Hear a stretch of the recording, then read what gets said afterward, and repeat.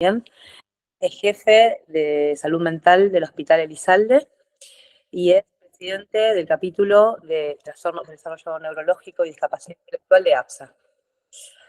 Así que bueno, acá estamos. Estás muteado. Arrancamos entonces. Gracias, María. Gracias a la AP y todos los que organizan. Bueno, bienvenidos a todos. ¿Me escuchan bien? Perfecto. Espera que vamos a poner las filminas. Vamos a hablar de diagnóstico en la adultez. Diagnóstico de condiciones del espectro autista en la adultez. La mayoría de ustedes entiendo que tienen contacto con personas con autismo, o tienen un familiar, o son terapeutas, con lo cual, bueno, no tengo que explicarles mucho de la clínica, de cómo se presenta, digamos, ¿no? El autismo en la adultez. Sí vamos a ver algunos debates actuales y tratar de ver qué dice la investigación sobre esto. Sobre todo lo que me parece que es interesante ahondar es en los límites del diagnóstico, ¿no? En cómo vamos a ver el criterio del diagnóstico tiene cierta subjetividad y está un poco dependiente de las posturas o conocimientos de cada evaluador. Entonces vamos a entrar un poquito en ese tema y quiénes son los que llegan a la adultez sin diagnosticar y qué recorrido pueden hacer en ese sentido. Espera que les comparto.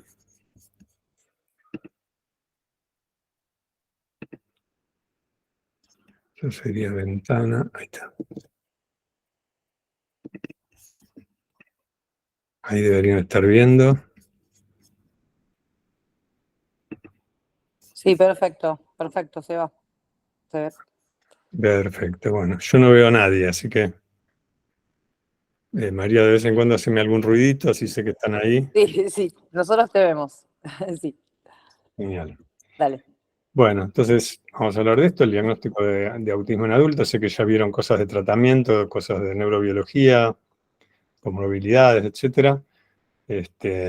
Así que bueno, quedó el diagnóstico después, pero vamos a tratar de que les resulte interesante y útil. Entonces, la detección y el diagnóstico en la adultez suele quedar limitada a los casos en los cuales por ahí hay una capacidad intelectual promedio, o sea, sin discapacidad intelectual asociada o leve, cuando hay lenguaje fluido, ¿sí? Porque los casos que tienen características más marcadas o condiciones asociadas del desarrollo suelen llegar a la edad adulta ya con el diagnóstico, ¿no? Hecho en algún momento de la infancia o la adolescencia. Entonces vamos a desarrollar un poquito esta idea.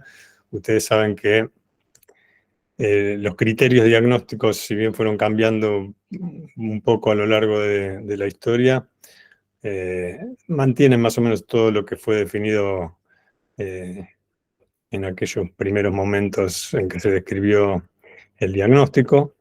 En el caso de autismo sin discapacidad intelectual estaba el diagnóstico de Asperger, sí, pero se refiere a un conjunto de conductas realizadas por un grupo muy diferente entre sí, de niños y adultos, con características muy diversas, pero además que va cambiando con la maduración. Entonces vamos a ver que en la adultez, como ustedes saben, las mismas características nucleares se manifiestan de otra forma, pero siempre van a tener en común un comienzo temprano, el DSM-5 dice en las primeras fases del desarrollo, ¿sí? Muchas veces durante el primer año de vida se ven ya características que predicen un desarrollo diferente, y en la mayoría de los casos ya a los 3 años están la mayoría de las manifestaciones características, pero sabemos que cuando justamente están estas condiciones que decíamos, ¿no? de no tener discapacidad intelectual asociada, tener lenguaje fluido, o el desarrollo del caudal y la sintaxis, la gramática son más o menos típicos, eso puede terminar en que se diagnostique más tarde, ¿sí? Lo más frecuentemente de un diagnóstico de ese tipo, como era Asperger, suele ser alrededor de los 6-7 años. Pero por supuesto puede ser también más tarde, ¿no? Como vamos a ver. Entonces, además del comienzo temprano, tengo acá algo que no puedo sacar, ahí está. Además del comienzo temprano, vamos a tener que todos tienen en común diferencias en las relaciones interpersonales y sociocomunicacionales. Por supuesto, tiene que estar esto para tener algún tipo de desafíos en esta área para tener el diagnóstico de autismo. Y sabemos que, por supuesto que, digamos, hablando de las diferencias dentro de todo lo que es el espectro, podemos tener una persona con poca frecuencia de conexión con las personas, evitación activa del contacto social, hasta personas con desafíos mucho más sutiles, ¿no? En la modulación de la conducta social o desafíos en la lectura automática de las señales sociocomunicacionales más complejas, ¿no? Y por último, tienen que mostrar o haber tenido en algún punto del desarrollo patrones de conducta, intereses y actividades limitados o repetitivos, estereotipados, poco flexibles, muchas veces diferencias en la modulación o el procesamiento sensorial o interés atípico por aspectos sensoriales del entorno, como olfatear o palpar excesivamente los objetos o fascinación visual por las luces o el movimiento. O sea que los criterios parecieran bastante claros, ¿no? De lo que tiene que tener en común para recibir el diagnóstico. Decíamos esto, ¿no? Que va cambiando con la maduración. Muchas veces en la infancia, a lo largo de la infancia, son más claras las presentaciones y en algunos casos se van atenuando a lo largo de la vida con los tratamientos, con el aprendizaje, con la misma maduración y desarrollo, ¿no?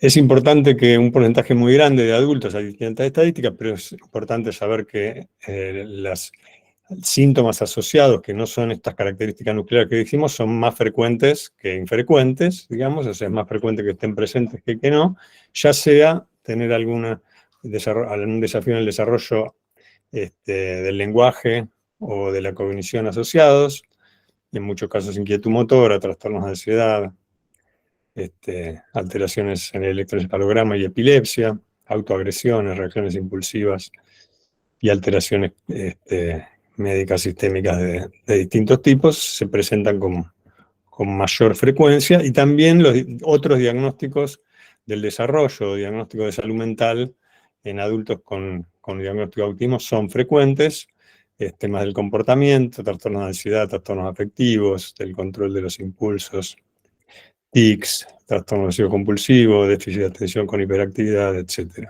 Sí, de manera que es importante tener en cuenta esto, que no todo el diagnóstico de autismo no explica todo lo que le pasa a una persona o todo lo que necesita de apoyos, sino que puede tener un cuadro asociado y es importante diagnosticarlo y abordarlo propiamente. Además, puede modificar la forma de presentación de las características del espectro autista, ¿no? Entonces es importante conocer, para hacer un diagnóstico, no solamente el diagnóstico de autismo, sino todos los cuadros relacionados con la salud mental, porque si no podemos estar por ahí no abordando algo que puede producir más sufrimiento o más impedimento funcional que las mismas características del autismo, ¿no? Entonces, esto salió raro. Bueno, se me borraron algunas cosas, perfecto. No importa, la idea es que para llegar al diagnóstico en la adultez va a haber pasado por todas las etapas anteriores que mencionamos, ¿sí? Sin ser diagnosticado por diferentes razones, ¿sí? Y puede darse esto, llegar a ser diagnosticado recién en la adultez. No siempre es así, pero suelen quedar limitados a personas, como decíamos, sin discapacidad intelectual asociada o muy leve, con lenguaje fluido, ¿sí? Con características menos notorias de las nucleares que acabamos de mencionar del autismo, porque cualquiera de estas cosas, la discapacidad intelectual asociada o atraso en el desarrollo del lenguaje o características muy marcadas, permiten que se detecte más temprano y que ya en la edad adulta lleguen con el diagnóstico hecho, ¿no? Entonces, ¿cómo suele llegar a recibir un diagnóstico de autismo una persona, ¿sí? En las diferentes edades? Vamos a mencionar rápidamente, como decíamos, que lo más frecuente hoy por hoy es que el autismo se diagnostica entre los 2 y los 3 años, si bien, por supuesto, que hay casos más tardíos de diagnóstico. ¿Y a qué se asocian los diagnósticos tempranos, los diagnósticos que se hacen a los 2 o 3 años? Bueno, justamente lo contrario de lo que decíamos para los que reciben el diagnóstico de más grandes, ¿no? Porque ya desde temprano notan los padres, los cuidadores o los pediatras cosas que los hacen consultar, ¿no? O bien hay atraso en el lenguaje, o algunas pautas madurativas o del desarrollo, o las características de autismo son muy claras, o hay un perfil sensorial extremo y desafíos en la regulación sensorial. Tiene pérdida de adquisiciones, ¿sí? Algo que había adquirido en cuanto a sociocomunicación y empieza a perderlo. Eso siempre es algo que llama la atención y lleva a consultar, más a un pediatra o un profesional que haga lugar a las preocupaciones de los cuidadores, que en general en la gran mayoría terminan teniendo razón en esas diferencias que notan.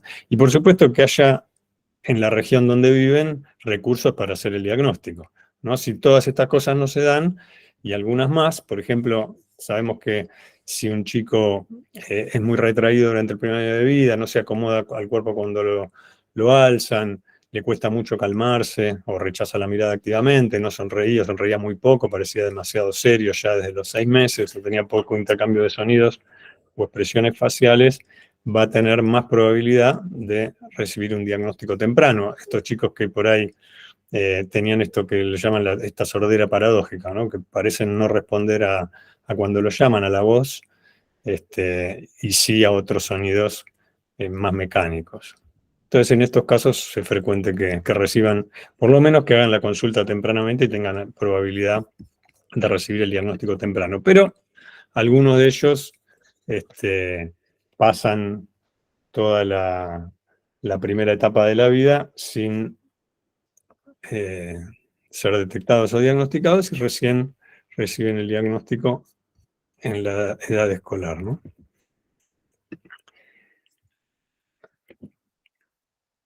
Y aparecen demandas diferentes en la primaria que a lo mejor, a pesar de no haber tenido características tan notadas, sí empieza a notarse, a manifestarse las características nucleares del autismo cuando tienen que empezar a compartir un espacio grupal, a jugar con los pares, por ahí ya en preescolar, ¿sí? O relacionarse con los maestros y con gente diferente fuera de la familia, y empiezan a tener que cumplir las primeras reglas, las primeras normas. Eso puede ser entonces lo que en la primaria cambie y que los haga consultar a la familia o por sugerencia de los docentes. También puede ser por reacciones de enojo fuertes o reacciones catastróficas en la escuela, las dificultades en el juego compartido, sobre todo en juegos menos estructurados. Y decíamos por ahí que le cuesta incorporar las convenciones, sobre todo las reglas no dichas, que en la escuela ya empieza a haber más, ¿no? Y menos tolerancia a la diferencia. Muchas veces pasa esto, que notan que le habla igual a todos y no tiene una diferencia en la jerarquía, en la forma de tratar a los compañeros, a la familia o a una autoridad de la escuela o a alguien en la calle, y eso también lleva a la consulta.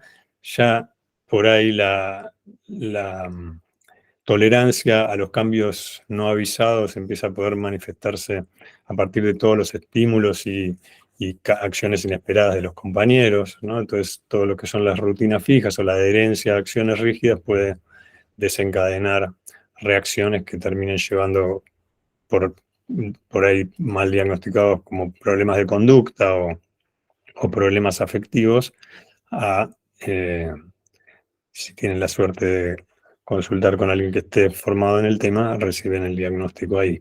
También a veces los docentes llaman la atención sobre la gran cantidad de información que puede manejar alguno de los chicos, pero que le cuesta aplicar esa información de forma significativa ya en los últimos grados de la primaria, ¿no? Algunos de los intereses absorbentes o restringidos ya empiezan a llamar un poco más la atención, cuando está ya en la segunda parte de la primaria, y empieza a dejarlos afuera de los intereses de sus compañeros, ¿no? Por ejemplo, todas las cosas que ustedes conocen, ¿no? Las pilas, los mapas, puede ser cualquier cosa, pero con mucho frecuente, y por supuesto que eso no es un problema, saber mucho de un tema, sino que por ahí es un factor más que lo ayuda a que se excluya del compartir otros intereses con sus compañeros. Y hay algunos que no son ni detectados ni diagnosticados en toda la infancia temprana, en el jardín, en la primaria, ¿sí? Y reciben el diagnóstico en la adolescencia, que es una etapa en la cual la demanda social es muy alta, los grupos sociales suelen ser más compactos, que empiezan a ser mucho más sutiles los códigos de conversación y los códigos no dichos de la convivencia. La política del recreo ya se vuelve súper compleja y aparecen además muchos cambios internos que pueden hacer que se manifiesten las características del autismo que por ahí no habían sido tan notorias, ¿no? En la adolescencia se vuelve más imprescindible adaptarse al ámbito social, a la exigencia académica, que ya requiere más cosas que el manejo de mucha información. Decíamos, los códigos sociales se vuelven más sutiles y lamentablemente en muchos casos aparece el maltrato, el hostigamiento, la exclusión, que pueden ser por sí mismos motivos de consulta que, bueno, por ahí terminan llevando una evaluación que permite el diagnóstico, ¿no? También la dificultad en comprender las bromas, la ironía, el menor flexibilidad en el uso de las palabras, esta capacidad para suspender los significados literales de las cosas y utilizar las metáforas o las ambigüedades, eso puede también llamar la atención y ser un motivo de detección en la adolescencia. Por ahí algunos intereses atípicos que en la infancia son más comunes, en la infancia típica también, pasaban más desapercibidos, por ahí ya se vuelven mucho más dispares que sus compañeros, ¿no? Por ahí los compañeros empiezan a estar en cosas típicas de la adolescencia, intereses más típicos, y empieza como a notarse que no disfruta de esas cosas o le cuesta compartirlas o tiene intereses muy distintos, entonces eso puede llevar, además de las respuestas sociales y emocionales, ya un adolescente más grande ya no tiene tanta tolerancia de la gente que no conoce de qué se trata, y entonces eso puede desencadenar en problemas con las autoridades y eso puede terminar llevando a la consulta, o no poder sostener las amistades, o dificultad para hacer amistades, o para leer el contexto y poder interpretar la información social más compleja, como decíamos, que se complejiza muchísimo en esta etapa. Se puede manifestar también como dificultad para usar las áreas grises, entonces mantiene algunas cosas que por ahí son de etapas del desarrollo anteriores, como el pensamiento todo o nada, ¿no? Y por ahí le cuesta poner el afecto en distintas metas y no solo en una sola, entonces bueno, si no es una cosa es otra, y entonces termina con reacciones catastróficas o reacciones de aislamiento y esas cosas. Y finalmente, existen personas que llegan a la adultez y reciben el diagnóstico en la adultez. Entonces vamos a hablar ahora de esto. Por supuesto que siempre suma tener el diagnóstico. Si el diagnóstico es temprano, eso a lo mejor permite más adaptaciones, más comprensión del entorno, más calidad de vida también para la familia y la persona, que entienden de qué se trata y pueden utilizar los abordajes que hagan falta, utilizar los apoyos naturales con conocimiento de lo que está pasando, pero también en la adultez es algo que es importante hacer y que puede aportar muchos apoyos a la persona. ¿Quiénes lo reciben en la adultez? Bueno, puede ser que alguno que tenga todas las características que mencionamos haya pasado en la infancia, que ahora tenga 50, 60 años, y entonces eran épocas o lugares donde no se conocía mucho del diagnóstico.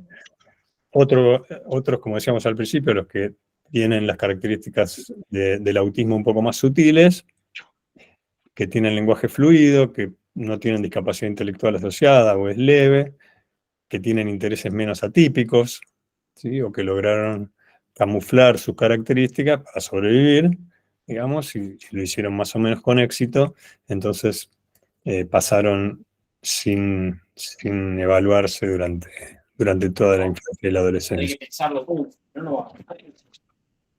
¿Cómo? ¿Alguien dijo algo? Lo silencié, fue error, me parece. Ah, No, fue una... Adelante. genial. Bueno, entonces puede haber alguien que tenga características, digamos, muy marcadas de autismo, o tenga discapacidad intelectual asociada, o tenga todas las características que dijimos de los que se diagnostican antes, pero por alguna razón no fue detectado, no fue diagnosticado. Otros puede ser que en realidad llegan en la adultez porque no era muy marcada su característica de autismo, pero sí algún cuadro asociado, y entonces eso llevó a que consultaran y justamente cayeron con alguien que sabe del tema y terminó haciendo el diagnóstico en la adultez, ¿sí? Por ahí consultan por cuestiones del lenguaje pragmático, ¿sí? O trastornos de ansiedad, o con sospechas de algún trastorno de la personalidad, trastornos de la alimentación a veces, y terminan recibiendo el diagnóstico de una condición del espectro autista, ¿no? Otros llegaron, conocemos mucha gente que al ser diagnosticado un hijo, hija, sobrino u otro pariente, cuando empieza a describirlo y a ver cuáles son las características, se reconoce en esos rasgos y termina consultando y haciendo el diagnóstico, como le pasó a muchos padres y madres que conocemos. Otra forma es cada vez más frecuente lo que pasa en las redes, lo que pasa en los medios en general, medios audiovisuales y gráficos, que se va mencionando cada vez el tema con más sutileza, ¿no? Ya no es solamente el estereotipo de las primeras películas, sino que empiezan a aparecer en los medios y a hablarse mucho más del tema, entonces lleva a muchas personas a consultar. Por eso este tema me parece muy importante, el tema del diagnóstico, porque la demanda de diagnósticos, de evaluaciones diagnósticas es enorme, hoy por hoy, a la vez que hay pocos profesionales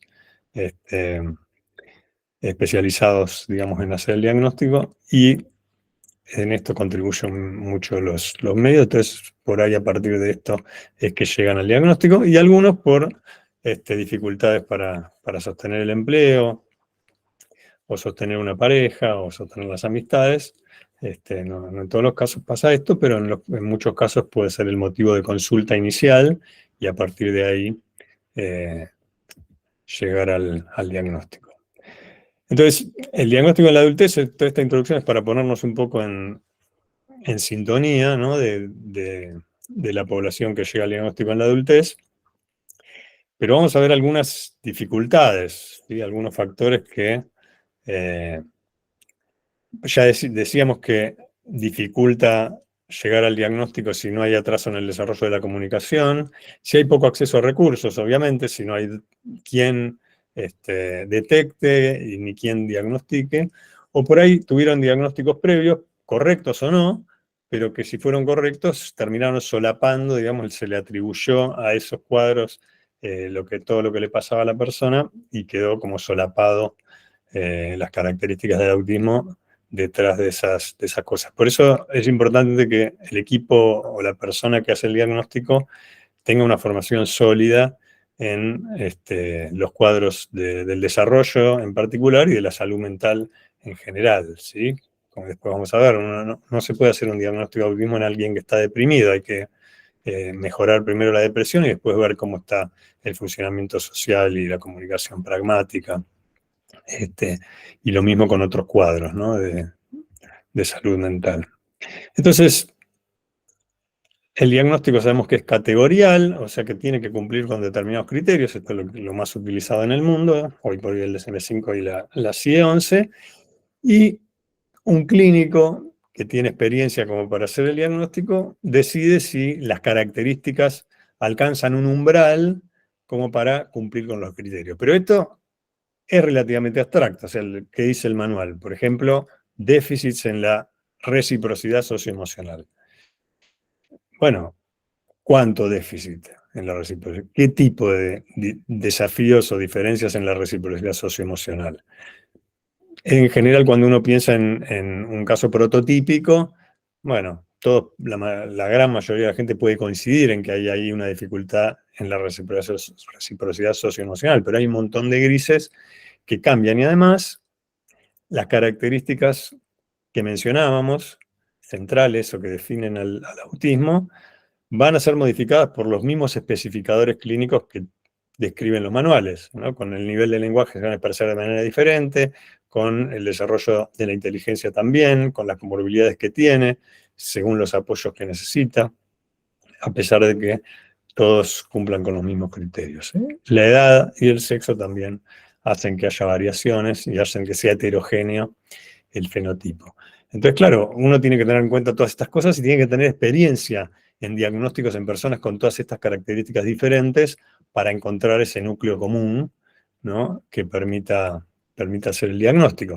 Otros factores que dificultan es que, claro, la persona lleva muchos años con sus rasgos, ¿no? Con sus características. Entonces, muchas cosas aprendió a disimularlas o aprendió a resolver las situaciones copiando cosas sin saber demasiado bien por qué hace una cosa o la otra.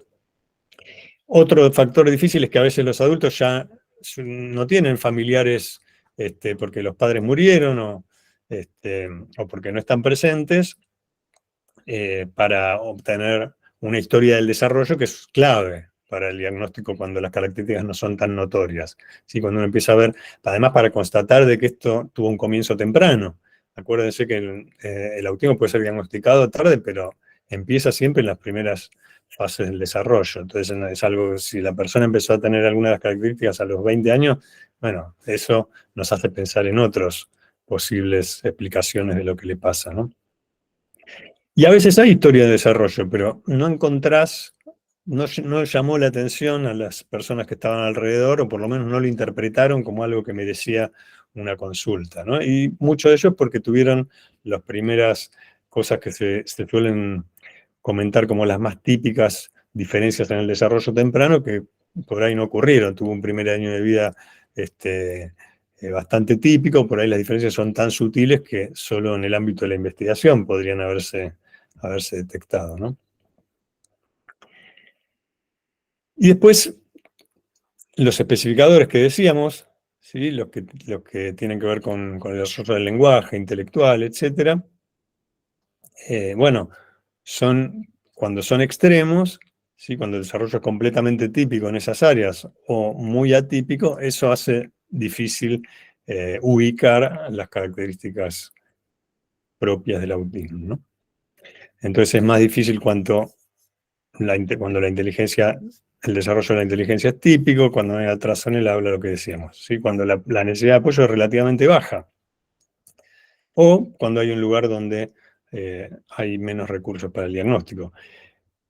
Y empezó a discutirse mucho últimamente el diagnóstico en las mujeres, el diagnóstico de autismo en las mujeres, a partir de toda la discusión en relación a que los instrumentos diagnósticos y los criterios fueron pensados primero en los varones, porque la frecuencia es mayor, y entonces quedaban sin diagnosticar algunas mujeres, y algunas de las razones que decían es que por ahí tienen mayor motivación social como grupo, después hay de todo en cada persona, pero como grupo las mujeres tendrían mayor motivación social, dicen los investigadores, y eso podría facilitar o estimular a que se traten de adaptar, se traten de sobreadaptar, enmascarando las características que generan rechazo en la gente que no conoce el tema, ¿no?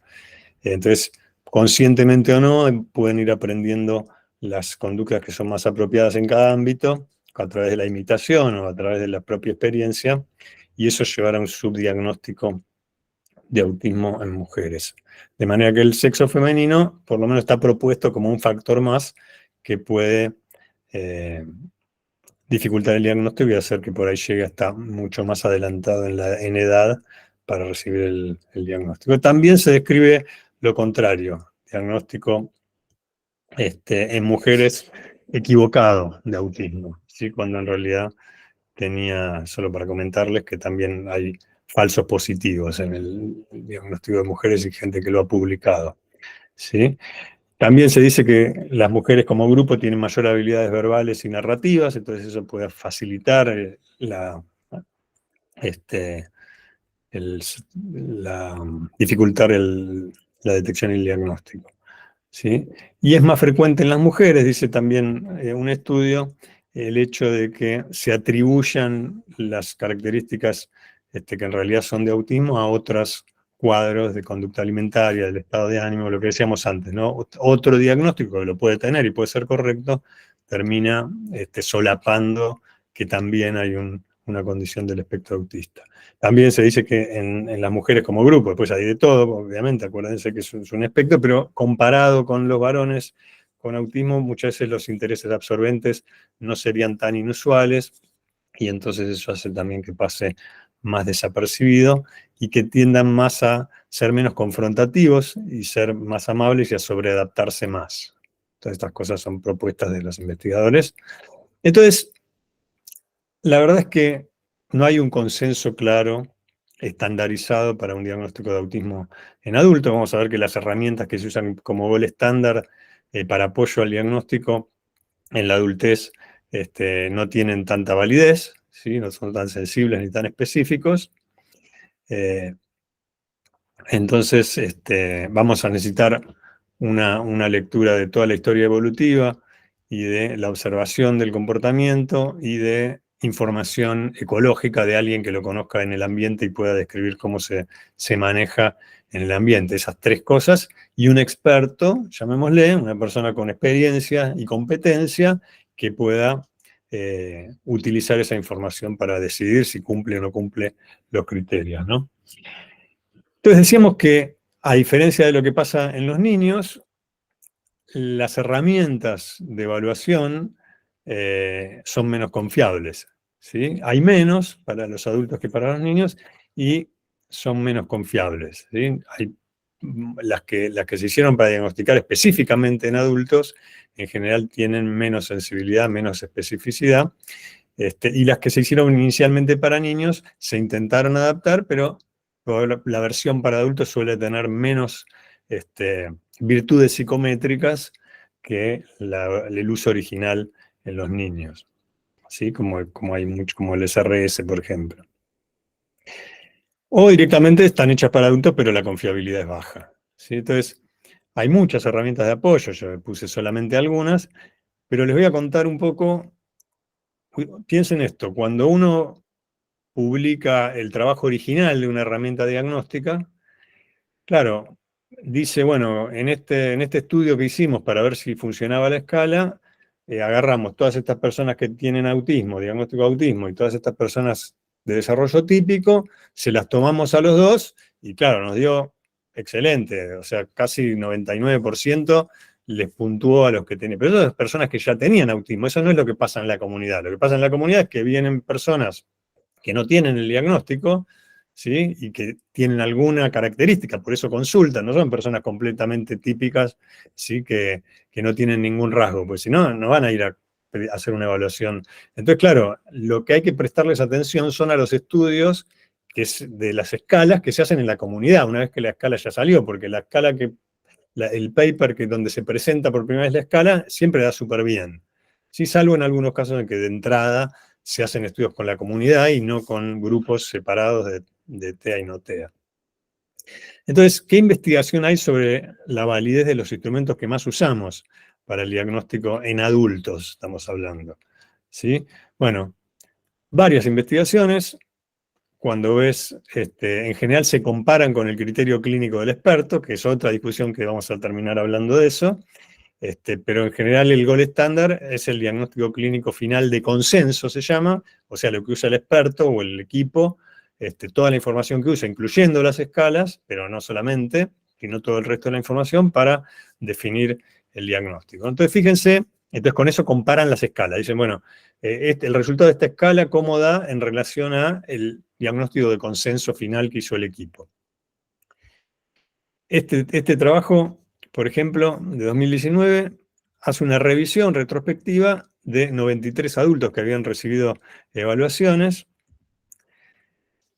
en una consulta ambulatoria ¿sí? Y utilizaron estas tres escalas. El cociente de espectro autista, algunos de ustedes lo conocerán, que es de autollenado, el AQ, ¿sí? La escala de diagnóstico de ritmo, de autismo revisada, y la guía de observación de diagnóstico de autismo A2, ¿sí? Y lo compararon con el diagnóstico clínico final de consenso de los expertos o del equipo de expertos. Y fíjense lo que pasó. Estas son las formas de medir la validez o la calidad, digamos, de una escala, ¿sí? Y fíjense que A2 mostró una sensibilidad de 0,65 y una especificidad de 0,76 en este estudio retrospectivo. ¿Qué quiere decir eso?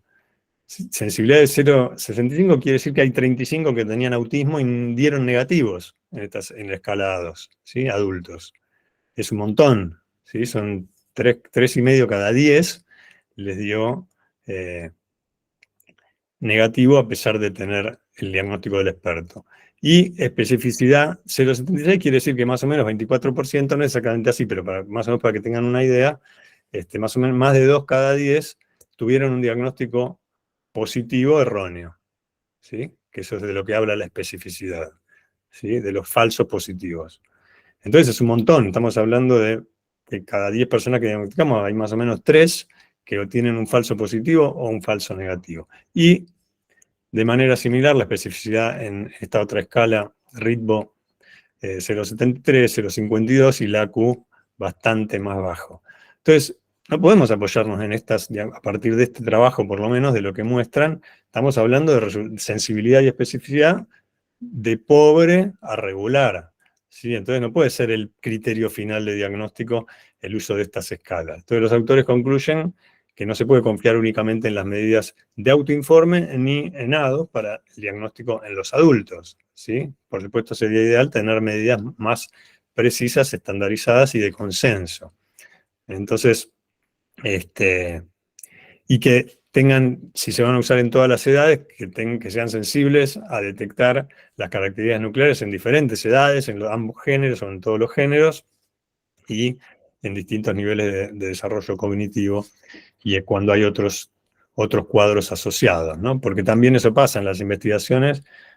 Claro, decís, bueno, para comparar vamos a tomar personas que tengan esto de autismo y no tengan ningún otro, ¿sí? Para poder ser claros en la diferenciación. Y eso no es lo que pasa en la comunidad, ¿no? Las personas tienen un montón de problemas, estrés, enfermedades médicas, epilepsia, y depresión, ansiedad, etc. Entonces tiene que ser sensible a todas esas variantes, ¿no? Este es un estudio que midió justamente la especificidad y sensibilidad del AQ, que se usa mucho, esta escala de autollenado, con 476 personas, en este caso en la comunidad, ¿sí? Con personas que consultaron porque tenían algún rasgo, y lo compararon con el diagnóstico final de consenso, o del equipo de expertos, o del experto, y fíjense que dio una sensibilidad de 77, bastante buena, quiere decir que detecta a la mayoría, pero aún sigue habiendo más de 2 cada 10 que no reciben el diagnóstico a pesar de tener autismo, mejor dicho, que la escala no puntúa a pesar de tener autismo, pero fíjense, muy baja la especificidad. Esto habla de demasiados falsos positivos. Quiere decir que que puntúes en el AQ, ¿sí? Según este estudio, que son bastantes casos, estamos hablando de que 6 de cada 10 están recibiendo un falso positivo, ¿sí? Quiere decir que el rol de esta escala en la evaluación, bueno, por lo menos como única escala, hay que reconsiderarlo. Este es uno que evaluó lo mismo, sensibilidad y especificidad en ADOS y ADIR, en este caso en adultos con discapacidad intelectual y sospecha de autismo, y evalúa las propiedades psicométricas. Y fíjense, el paso, no les cuento mucho del detalle de la investigación, pero los resultados, fíjense que la sensibilidad da muy bien, quiere decir que nadie se queda sin diagnóstico de los que tienen diagnóstico, o sea, la escala puntúa bien para los que terminan teniendo el diagnóstico, pero tiene muchos falsos positivos, ¿sí? Al ser poco específica, tenemos más de la mitad que puntúan en la escala y después no tienen autismo, ¿sí? Según el diagnóstico de los expertos. Y con ADIR bastante mejor, ¿sí? 88 y 80 en este estudio. Este es solo un editorial que publicó este autor, que es interesante. Él analiza un poco un estudio muy grande de prevalencia que hubo en el año 2006, de utilización de ADR y IADOS, y fíjense que ahí, con ambas escalas, cumplieron los criterios 25 de cada 10.000. Después el diagnóstico clínico de ese momento dio 39 cada 10.000 y utilizando los criterios actuales 116 cada 10.000. Quiere decir que hace el análisis este autor, 3/4 partes de las personas con diagnóstico de TEA, con ADR y ADOS, se quedaron sin diagnosticar, ¿sí? O fueron diagnosticados erróneamente, mejor dicho. Y las guías en general, la NICE, que es la que se utiliza mucho como referencia de cómo es el proceso, de cómo se debe hacer un proceso de diagnóstico, no recomiendan ningún instrumento para el diagnóstico de autismo en adultos, ¿sí? Quiere decir que el diagnóstico gold estándar, o el diagnóstico patrón de oro, ¿sí?, que se usa para hacer el diagnóstico, es el diagnóstico el diagnóstico clínico basado en los criterios de un experto, ¿sí? Un experto en diagnóstico en adultos. Ahora, ¿se acuerdan que decíamos, bueno, la guía y la mayoría de las conclusiones dice, bueno, no podemos basar en una sola herramienta diagnóstica para tomar la decisión de si cumple o no cumple los criterios, ¿sí? Esta es una revisión sistemática del año 2017 con adultos sin discapacidad intelectual asociada y evaluó estas 9 herramientas, ¿sí? La especificidad y la sensibilidad. Y fíjense que ninguna de las herramientas, ¿sí?, usadas para niños demostró propiedad de medición satisfactoria para adultos, ¿sí? O sea que las escalas que se suelen usar en la niñez y en la adolescencia no mostraron características satisfactorias para usarlo en adultos. Quiere decir que, ¿por qué? Porque hay pruebas limitadas de las propiedades de medición de las herramientas que se usan para los adultos con CI promedio, sobre todo, ¿sí? Entonces, esto es complicado porque puede cambiar decisiones en salud pública, cambiar decisiones clínicas, si uno se basa en estas herramientas, ¿no? Entonces, por sí sola, ninguna herramienta es idealmente precisa, dice la guía NICE, ¿sí? Entonces recomiendan usar múltiples medidas. Ahora, no te dice qué combinación de medidas es la ideal, ¿no? Y además que hay que basarse en los estudios que trabajen, como decíamos, con la comunidad, en el mundo real, no estudios cerrados con personas prediagnosticadas, que es lo que hacen muchos de los estudios iniciales de las escalas, ¿no? Y que puede llevar a un sesgo. Entonces, claro, te van a puntuar mucho mejor que las muestras de la comunidad, ¿no?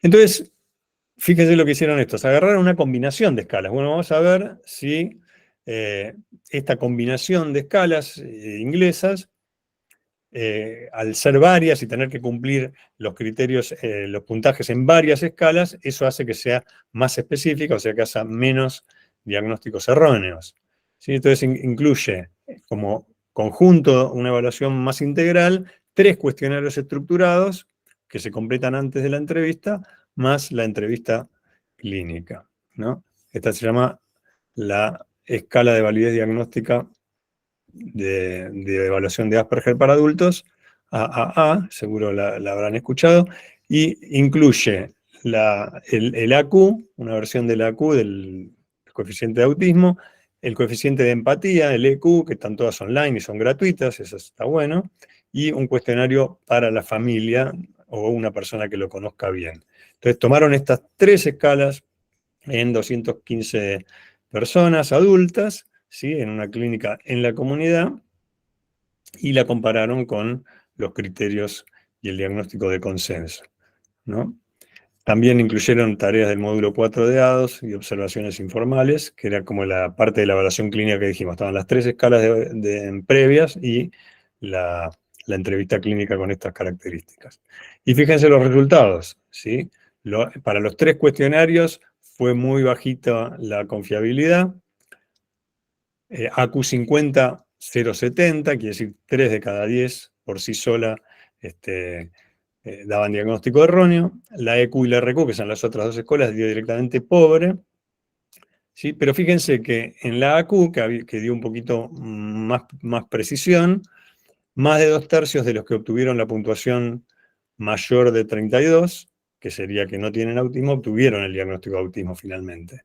¿Sí? Quiere decir que bastante flojo. ¿Y qué pasó cuando las consideraron todas juntas? Y bueno, tiene que cumplir en los 3. Bueno, el nivel de sensibilidad es muy alto porque era muy exigente, entonces se escapaban pocos, quedaban negativos y realmente tenían autismo, pero la especificidad dio muy baja, ¿sí? Muchos falsos positivos.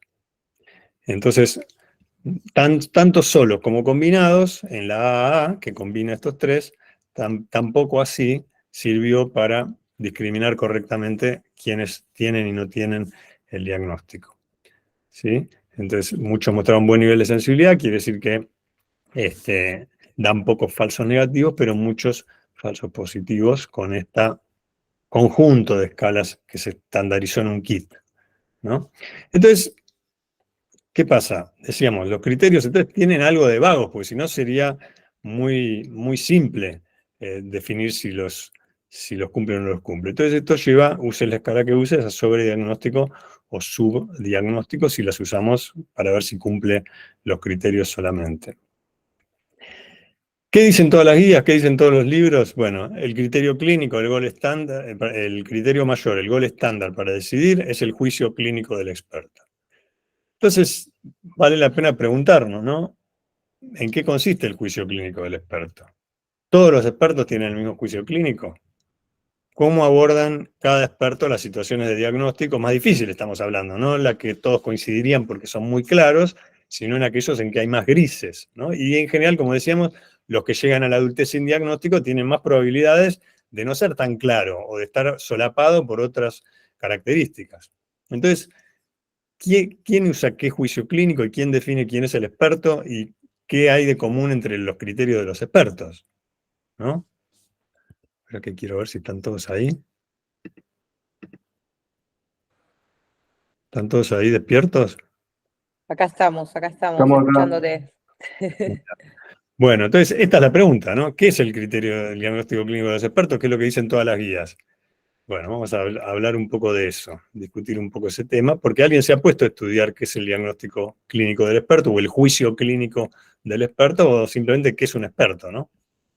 ¿Qué hace que una persona sea experta? ¿Y qué pasa con las coincidencias o diferencias entre los distintos expertos, entre comillas? Espérate que vamos a compartir de nuevo. Salvo que alguien quiera hacer algún comentario, pregunta, queja, reclamo. Hola Seguimos. Sebastián, yo creo que en relación a lo del experto, debe ser que sea una persona que se haya formado en autismo. No sé si hay formaciones específicas para el diagnóstico de autismo en adultos, creo que han salido bastante cursos últimamente. Y también debería ser una persona que tenga años de experiencia trabajando con la población autista, porque acá en Chile pasa mucho que personas recién egresadas empiezan a tomar capacitaciones para aplicar ADOS, pero no tienen experiencia en población autista. Entonces, para que sea realmente un experto, creo que deberían cumplirse al menos estos dos criterios. Muchas gracias, Pamela.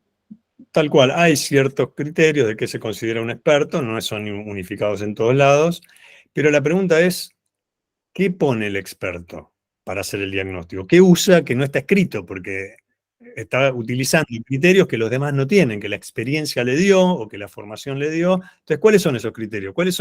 ¿Qué usa de su saber el experto que no puede ver alguien que no es experto? Esa sería la pregunta, ¿no? ¿Todos los expertos ven lo mismo? Vamos a ver si podemos responder a esto. Emilio Enríquez levantó la mano. Hola, ¿qué tal? Se ve. Ahí te vemos. Quisiera consultar, por ejemplo, respecto a la evaluación de la cognición social, quizás con escalas como tipo la evaluación de la reconocimiento por mirada de los ojos. ¿Qué aporte pueden tener en el diagnóstico? Test, digamos, en evaluación de la cognición social, que es algo que se altera un poco en el autismo. Buenísimo. Gracias, Emilio, por la respuesta. Estamos discutiendo ese tema, justamente.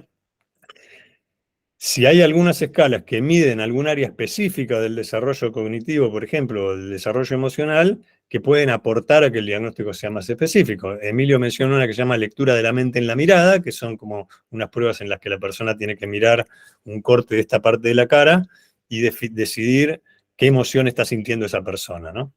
En realidad esa es una escala que se usa poco en la clínica, se usa más para la investigación, para medir cambios antes y después en la investigación, y no hay ninguno consenso que utilice, está más usada en investigación básicamente, pero hay otras, por ejemplo, como el FOPA, el paso en falso, que Eso. son una serie de situaciones que la persona tiene que definir si hay algo erróneo en la comprensión de lo social de alguno de los protagonistas, pero bueno, tampoco es algo que haya demostrado eficacia en el uso clínico. Son herramientas que te permiten evaluar algún área en particular, pero no alcanzan para darte un diagnóstico. Por lo menos no está probado que sea así, y la verdad es que se utilizan poco en la clínica para el diagnóstico. Sí se utilizan para medir justamente cómo está la cognición social, ¿sí? Pero no se utilizan como criterio diagnóstico. Podrían utilizarse, de eso se trata, ¿no? Llegar a un consenso en el cual, bueno, mira, hay que usar esto, esto y esto y esto, y tiene que puntuar tanto y tanto, y entonces de esa manera llegar a algo más exacto, ¿no? Que sigue siendo un experto el que tiene que tomarlo, porque cualquier escala que uses va a tener que ser utilizada con el criterio experto. Entonces caemos otra vez en lo mismo, ¿no? ¿Qué tiene el experto? ¿Qué saber tiene que le permite discriminar? ¿Qué hace? Cuando lo ve y dice, bueno, sí o no, a pesar de que puntuó distinto en la escala, puntuó que no, yo digo que sí tiene una condición del espectro autista. ¿Qué le hace decir eso? ¿No? Entonces, eso es lo que vamos a tratar de... Vamos a una pregunta más y después... Claro, básicamente, bueno, era en términos de, claro, con el juicio clínico y la evaluación del neurodesarrollo, sabiendo que la cognición social se altera en varios trastornos, desde la esquizofrenia y al trastorno del espectro autista, entonces básicamente sumando pruebas de ese tipo con la evaluación clínica y el neurodesarrollo y sumando y agregándole un poco al juicio clínico un dato más bien objetivo y quizás más fácilmente disponible, pienso. Claro, Que hay siempre vas, lados que requieren entrenamiento y validación sí, siempre vas a a un clínico. siempre vas a necesitar la observación directa de la persona, vas a necesitar algo que te hable del funcionamiento ecológico, cómo funciona en el mundo, ¿sí?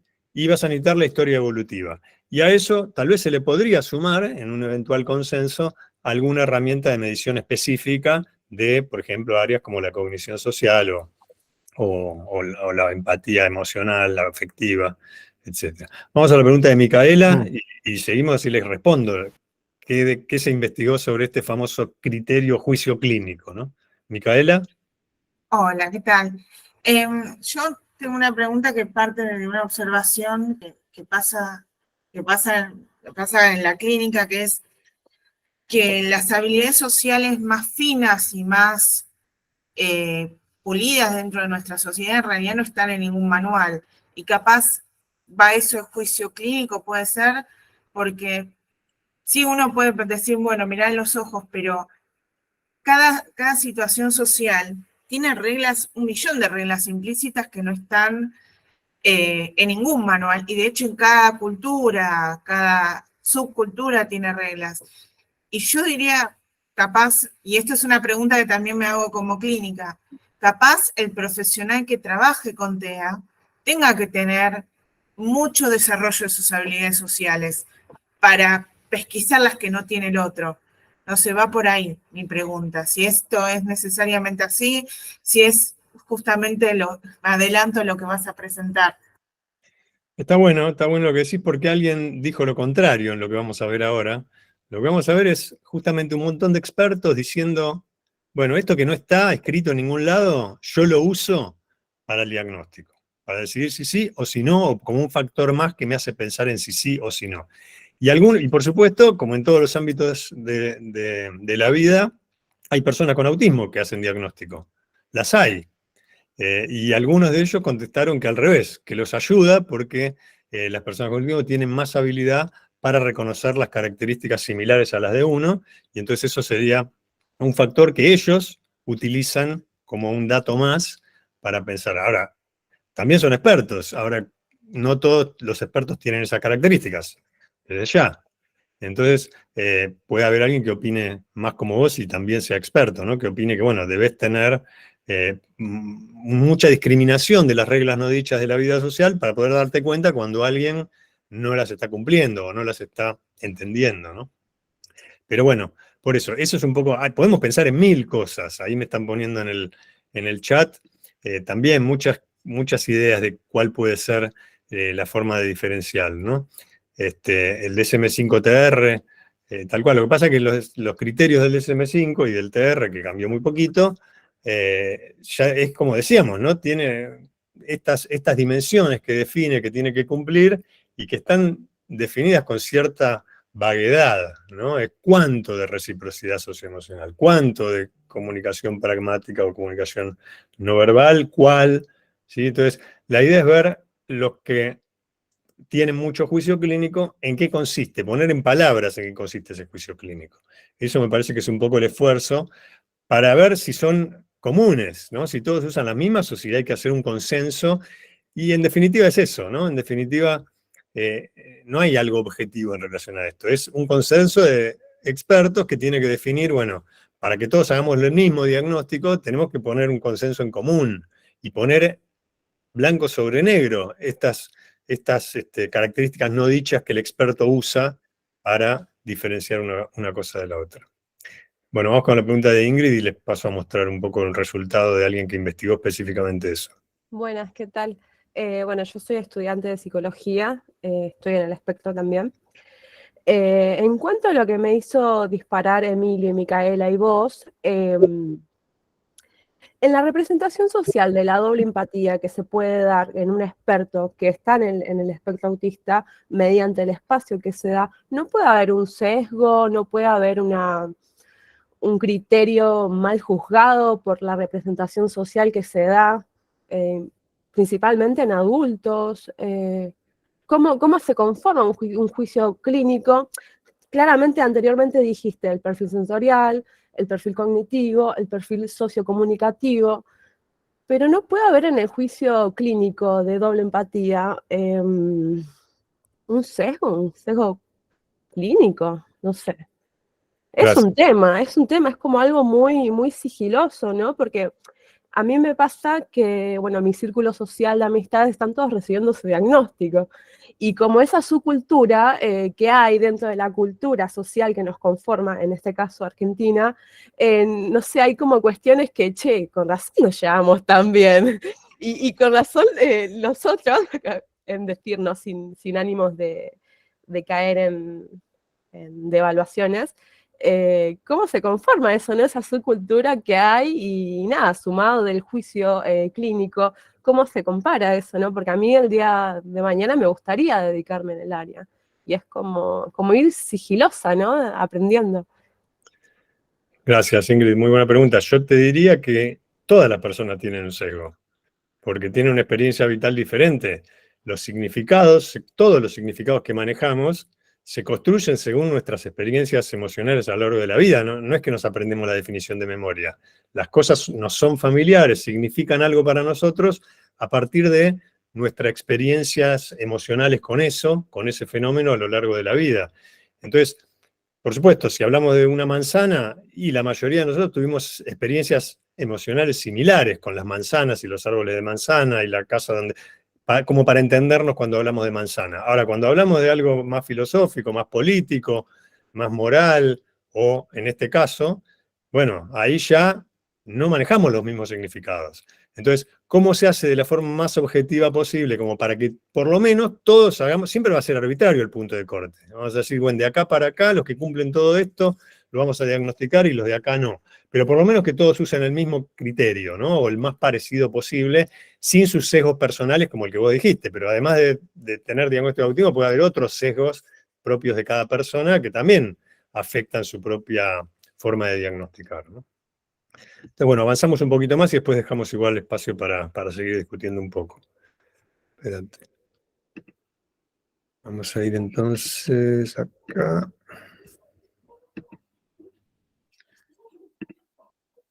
¿Ahí están viendo? Sí, está bien, está. Sí. Genial, espera que saco esto que me está molestando acá. Ahí va. Entonces, ¿en qué consiste el juicio clínico? Vamos a ver. cómo aborda el famoso clínico experimentado, ¿sí? Más allá de que, por supuesto, lo aprendió al lado de otro que estaba experimentado probablemente, y entonces fue absorbiendo esas diferencias sutiles. Pero ¿cuáles son esas diferencias sutiles, ¿no? ¿Son las mismas en todos los expertos? ¿Qué proceso diagnóstico usan los expertos? ¿Usan la guía NICE? ¿Usan la guía X, ¿sí? del American Journal? Lo que fuera, ¿no? Entonces, creo que siempre va a ser un consenso, ¿sí? Un marco entre clínicos e investigadores sobre cómo va a ser el diagnóstico, y el más difícil, que es en adultos sin discapacidad intelectual asociada, para poder refinar estos fenotipos, estas formas de presentaciones que me terminen diciendo.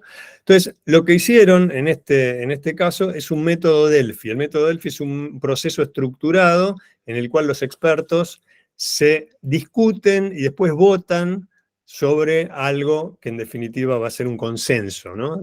Por ejemplo, en este caso, cómo diagnosticar el autismo. En este caso lo hicieron, está bueno este trabajo, pero lo hicieron en autismo en adultos mujeres. Y agarraron participantes seleccionados por su experiencia y les presentan varios ítems en varias rondas, ese es el método Delphi, y van revisando, calificando, ofreciendo sugerencias hasta que finalmente se vota y quedan en consenso los que tienen más de un porcentaje determinado de expertos que están de acuerdo con ese criterio. ¿Se entendió más o menos lo que es el método Delphi? Entonces, en este caso, este proceso, esto se hizo el año pasado, agarraron 20 clínicos expertos de 7 países diferentes para hacer algo bien diverso, y con entre 5 y 40 años de experiencia, eso es lo que ellos consideran experto. ¿De experiencia en qué? En diagnóstico de autismo en adultos de inteligencia típica, o promedio, más o menos promedio. ¿Sí? Tenían que tener, para entrar estos 20, un mínimo de 250 diagnósticos previos de autismo en adultos. Ese es el criterio que utilizaron. Se juntaron estos 20 y ¿qué hicieron? Bueno, vamos a definir cuáles son los factores a votar, a discutir y después a votar, cuáles son los factores que dificultan la evaluación, cuál es el método de evaluación que se debería usar, cuáles son los signos que indican autismo que no están escritos, digamos, cuáles son los diagnósticos diferenciales y asociados más frecuentes, y hablan un poquito de las reacciones negativas a dar el diagnóstico, que es un tema también importante que tenemos que tener en cuenta porque hay personas que por ahí están hace un montón buscando una evaluación diagnóstica, tienen muchas expectativas puestas en eso y a veces no cumplen los criterios, ¿no? Entonces es importante en el proceso de una evaluación diagnóstica explicar que puede dar un diagnóstico, o puede dar otro, o puede no dar ninguno, y estar preparado para recibir cualquiera de los dos resultados, ¿no? Entonces, esto lo menciono porque fue comentado en este proceso Delphi. El resultado de este proceso de discutir, poner sugerencias, hacer una lista de factores y después votarlos, en relación a las herramientas de evaluación estandarizada, por supuesto que todos estos expertos consideraron todos los estudios que yo les comenté, ¿no? Entonces, consideraron que no hay herramientas estandarizadas equipadas para detectar autismo en adultas mujeres, era este consenso en particular, sin discapacidad intelectual. Quiere decir que no te puedes apoyar en una herramienta. Podés usarla, por supuesto, podés usarla como un factor más, pero no basar exclusivamente en eso. La evaluación A2, que es la más utilizada, el gold estándar en evaluación en todas las demás edades, fue visto como inductor de falsos negativos. ¿Sí? Esto que decíamos que tiene poca sensibilidad, según estas son la opinión de estos expertos, ¿no? Particularmente en las niñas y las mujeres con capacidad intelectual promedio. La ansiedad y el trastorno del ánimo podrían sesgar los resultados de esta escala, de esta guía de observación, A2, ¿sí? E inflar artificialmente las puntuaciones e inducir falsos positivos también. ¿Sí? Quiere decir que, por un lado, en general puede producir bastantes falsos negativos, opinan los expertos, y en los casos en que hay ansiedad o depresión o bipolaridad o un trastorno del ánimo, el A2 puede dar falsos positivos. Yo agarré algunos de los resultados de este Delphi, los que me parecieron interesantes para mostrarles, ¿no? cuáles son el juicio del experto. Entonces, en general coincidieron en que las herramientas de autorreporte, como el AQ, EQ, etcétera, son de baja especificidad, quiere decir que dan positivo muy frecuentemente cuando la persona en realidad no tiene, y está sesgada por el conocimiento del paciente sobre autismo, ¿sí? No es que lo haga a propósito, sino que está sesgado por su conocimiento de lo que es el autismo, que leyó en las redes o que investigó el tema, y entonces eso influye en su forma de autocompletar este tipo de escalas, ¿no? Entonces termina dando de acuerdo en cierto porcentaje con los resultados deseados por la persona, ¿no?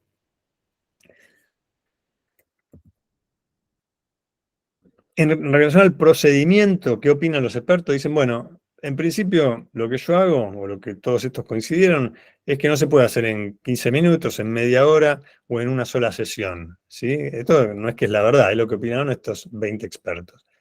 Tienen que ser entrevistas largas, tienen que ser siempre de más de una sesión, no puede ser una sesión sola y mucho menos si es breve, ¿sí? ¿Por qué? Dicen porque eso ayuda a observar el funcionamiento una vez que el paciente baja la guardia, ¿sí? O la persona baja la guardia, deja de estar conscientemente o no sosteniendo, camuflando o sosteniendo características que no son las que representan su vida cotidiana, ¿no? Por supuesto que opinan que sí, hay que evaluar las hipótesis diagnósticas con herramientas relevantes, decíamos no, decían ellos, no basarlo exclusivamente en eso. Llevar siempre en las entrevistas cosas de interacción espontánea para observar cómo se maneja en situaciones desconocidas. Si es una entrevista demasiado típica, estructurada, eso puede hacer que no aparezcan algunas de estas características. Y siempre corroborar con un informante externo que lo conoció en la infancia. Esto está, digamos, hay un consenso bastante generalizado en relación a esto, si es que está la posibilidad, ¿no? Dicen que otro de los factores que usan los expertos para diagnosticar es pedir ejemplos personales específicos, porque eso puede permitirte a ver si lo que interpretaron, que es una característica de autismo, lo que la misma persona interpretó, realmente con un ejemplo eso se grafica, ¿no? Y que se basa entonces en la experiencia vivida y no en la influencia que pudo tener lo que investigó sobre el tema.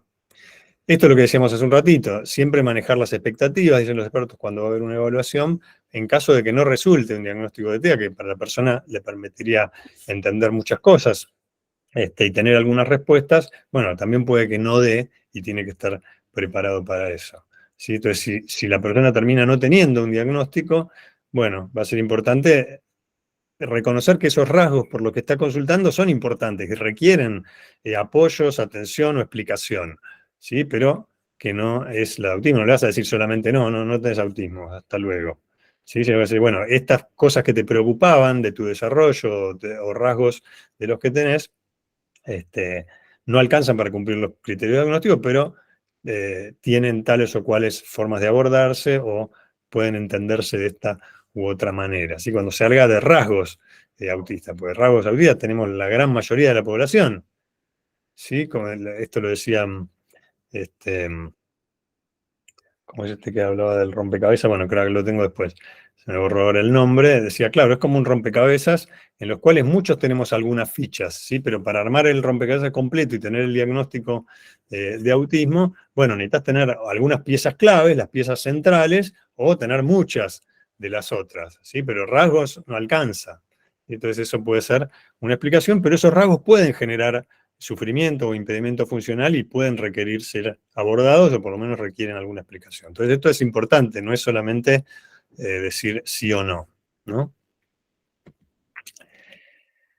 Signos indirectos indicativos de TEA. Esta es la pregunta en realidad que nos hacíamos. Bueno, ¿qué ve el experto que no está escrito, no? Bueno, cuando hablamos de habilidades en la sociocomunicación, no hablamos solamente del contacto visual y la prosodia, que es esto de usar la entonación más centroamericana o diferencias en la entonación, sino investigar siempre también si la persona mantiene el tópico del que están hablando, ¿sí? Del que propone el interlocutor, o bueno, tiende a irse a su propio tópico, si entiende las inferencias sociales, si hay esta sensación de reciprocidad, que bueno, es un poco vago eso, pero es alguna de las cosas que mencionaron. Explorar la comprensión de las reglas sociales en las interacciones, ¿sí? En las interacciones reales de la persona, y investigar cuánto tiempo le dedica a prepararse y a recuperarse de una interacción social. Porque a lo mejor las personas que lo conocen dicen, no, la verdad es que su interacción social no me llamó la atención, no me pareció que tuviera ninguna peculiaridad, sí, pero a lo mejor la persona tuvo un montón de tiempo preparándose para esa interacción y pensando lo que iba a decir y lo que iba a hacer, y terminó agotado. ¿Sí? Entonces no ver solamente cómo fue la interacción, sino ver cuánto necesitó prepararse la persona y cuánto tardó en recuperarse, ¿sí? del agotamiento o el estrés de estar sosteniendo esa interacción, ¿no? Otros signos indirectos que mencionan que, comparado con otras personas con los mismos parámetros de capacidad intelectual o de lenguaje, etcétera, o de formación, no logra alcanzar los niveles esperados, ¿sí? De éxito personal o profesional, a pesar de invertir en esfuerzo en estos intentos, ¿sí? Y aún así eso habla de algunos desafíos, a lo mejor en la flexibilidad o en las sutilezas de la comunicación y la sociocomunicación, que terminan dificultando algunos de los proyectos laborales o académicos, ¿no? A diferencia de los trastornos de personalidad, por ejemplo, que por ahí les generan dificultades para seguir adelante. Pero si vemos personas que invierten el esfuerzo, que tienen las capacidades similares a los otros y sin embargo no logran tener el mismo nivel. No quiere decir que esto le pase a todos, pero para estos expertos eso puede ser una señal de que podría tratarse de que cumpla los criterios, ¿no? Y bueno, esto ya lo dijimos. La alta empatía emocional, a pesar de dificultades en la empatía cognitiva. Esto es importante. Si a veces una persona, dicen esto lo explican ellos, ¿no? Yo se lo puse cortito acá, pero dicen, claro, podés tener una persona que dice cosas que hacen sentir mal al otro, pero claro, no es que no tienen empatía afectiva, no es que lo hacen a pesar de que saben que le hace mal, sino que no se dan cuenta que le hace mal. Y eso es una diferencia importante. Entonces, muchas veces hay que hacer esta diferencia entre empatía emocional o empatía afectiva, que son que estas personas, cuando vos les explicás o terminan entendiendo por qué el otro se puede sentir mal con eso, entonces ahí sí lo evitan porque no quieren hacerlo sentir mal. ¿Sí? ¿Se entiende? Y en el caso de las mujeres, esto es lo que le decía hoy a alguien que preguntaba, dicen en este consenso de expertos que pueden reconocer frecuentemente su propio funcionamiento en el de otras personas, ¿sí? Entonces pueden darse cuenta de que se parecen.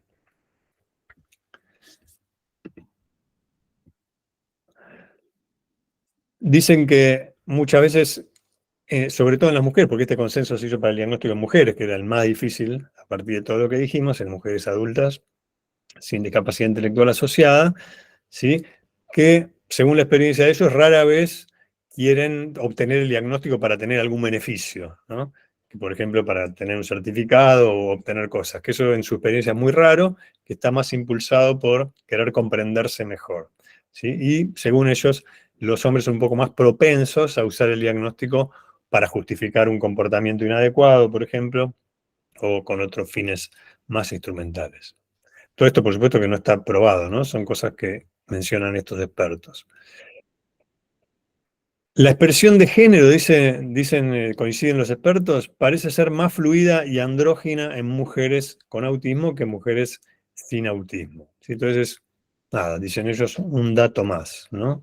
Que por ahí, las que exhiben una feminidad deliberadamente ensayada, ¿sí? En realidad no lo hacen de manera espontánea, sino que tienen una tendencia a tener más fluidez en el género. También coincidieron que si hay un episodio actual depresivo, eso puede dificultarlo, lo decíamos también pensando en HADOS, ¿no? Que decíamos que puede disminuir la efectividad de HADOS para hacer el diagnóstico si la persona está en el momento con depresión. También un diagnóstico de trastorno limítrofe de la personalidad puede dificultar el diagnóstico, ¿sí? Y muchas mujeres con autismo pueden presentar signos parecidos a los de trastorno límite de personalidad. Y la forma que proponen los expertos de diferenciarlo es ver qué tanto comprenden de forma qué tanto comprenden la dinámica social típica, ¿no? Y cómo describen sus emociones, ambos factores. Por supuesto, una persona con un trastorno limítrofe de la personalidad no debería tener ningún desafío en la comprensión de la dinámica social, ni en hablar de sus emociones con matices. Y esto también surgió como consenso, que también hay cierto aspecto relacionado con la intuición para hacer el diagnóstico, ¿no? La conciencia de cómo se sentía la interacción. Sí, que de hecho algunas evaluaciones diagnósticas hablan del rapport, ¿no? De cómo se siente la interacción con esa persona y que es diferente en una persona con autismo que una persona con algún trastorno de la personalidad, por ejemplo. Bueno, volvemos a lo que decíamos antes, tener cuidado con las reacciones negativas. Si es una persona que ya está deprimida y está poniendo mucha expectativa en que este diagnóstico va a explicar y ya leyó mucho y se siente muy cómodo con el diagnóstico y resulta que no lo tiene, bueno, hay que estar atentos a ver qué apoyo necesita y si ya estaba deprimido, que eso no sea más decepcionante todavía, de manera que no, en definitiva, decir que alguien tiene o no tiene el diagnóstico no es ni bueno ni malo, ¿sí? Es algo que le tiene que ayudar a la persona a entender mejor lo que le pasa y en todo caso a buscar los apoyos o a educar al entorno que no entiende del tema para que no interprete mal las cosas, pero no tiene que ver con que una cosa es mejor que otra, ¿sí? Entonces eso es importante explicarlo. Sobre todo que hay gente que espera mucho, lo que decíamos al principio. Entonces, bueno, en definitiva, ahora dejamos un espacio para la discusión.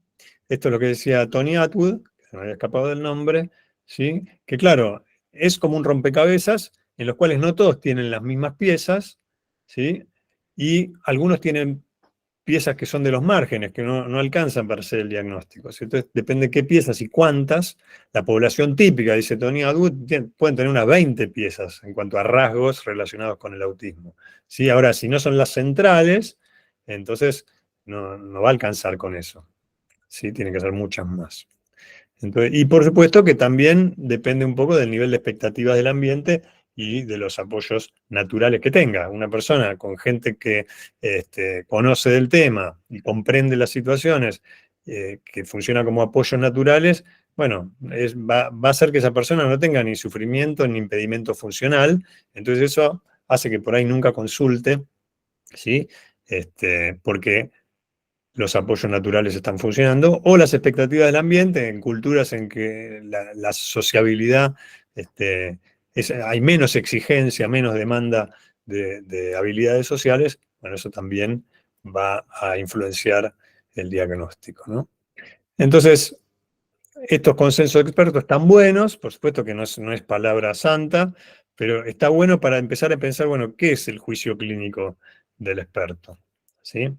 Y en general en los procesos, la mayoría de los consensos hablan de que tienen que ser más de un profesional, ¿sí? De que hay que evaluar integralmente las características centrales del autismo y las asociadas o relacionadas, cómo funciona en lo diario, cuáles son los diagnósticos comúnmente superpuestos para descartarlos o confirmarlos, o esperar con un diagnóstico de autismo si hay un cuadro agudo en este momento de un trastorno afectivo o de ansiedad, ¿no? Si usas medidas que sean múltiples medidas, que incluyan entrevistas de autollenado, entrevistas que hace el evaluador y entrevistas a personas que conozcan la vida anterior, el desarrollo y la vida actual de la persona.